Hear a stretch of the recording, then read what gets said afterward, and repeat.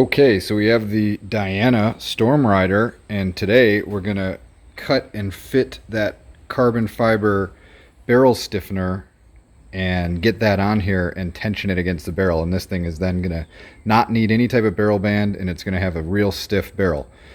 So step one, as always, is make sure you keep an immaculately clean workbench like I do. Otherwise, you'll be losing parts and losing all the chicks, and you shouldn't do it.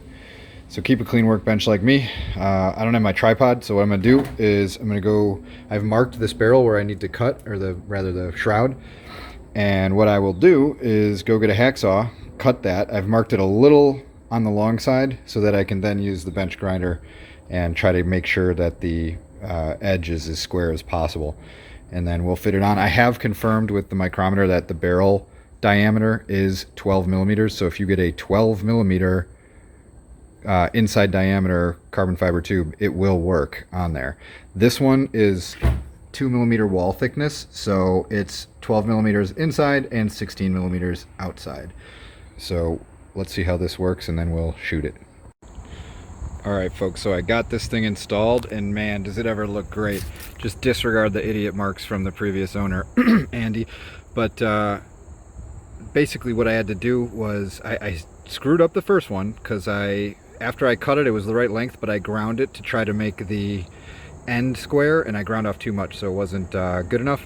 I could have, I guess, put an O-ring or something in between the shroud in here, but this for 20 bucks came with 2 of them, so why not just use the other one. Got it nice and square. That's the cut end, and then that's the square end that from the factory. So, but man, it's rigid as hell, and no need for a barrel band.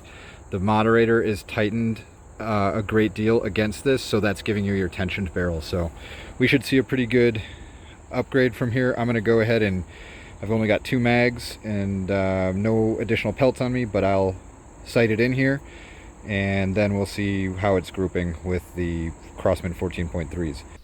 All right, let's just be clear what this mod does. It's not going to just magically make your groups way better. It could potentially have a good impact on your groups because we're stiffening and tightening up the barrel and changing the harmonics. But what this mainly does, and the main purpose of this, is to avoid changing point of impact when you bump the barrel.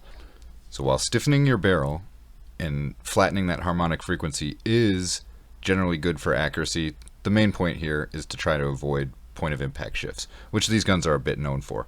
But for 20 bucks, you can change that. Very easy mod. 20 bucks on Amazon. 12 millimeter inside diameter, because the barrel's got a 12 millimeter outside diameter. Cut it to length. Knock off your front sight. Oh yeah, that's the other thing. The front sight was kind of on there. I just took a hammer and just slightly tapped it and knocked it off. I didn't want to have to remove the whole barrel and level my scope and all that. So I just gently tap, and it came right off. So, all right, time to shoot it. Okay, so I just re-sighted in. Of course, it's going to change your POI when you start messing with your harmonics and stuff. I sighted in and I put some blacks back up to cover the hits. And now it is just one-holing in the bullseye. So, pretty awesome little mod here. It was one-holing before, but with that plastic 3D printed barrel band, was actually a downgrade, and it would kind of bind up. So if you twisted the barrel one way or the other, it would bind up and hold it there. So it was causing inaccuracy. But this thing should hold very tight. I torqued that moderator down super hard on that carbon, so I don't think that's going anywhere. So hopefully the 3 little screws that are under that scope mount in front of the magazine, hopefully they'll have a death grip on that barrel so they don't get yanked out. I also have these really torqued super deep and hard as well.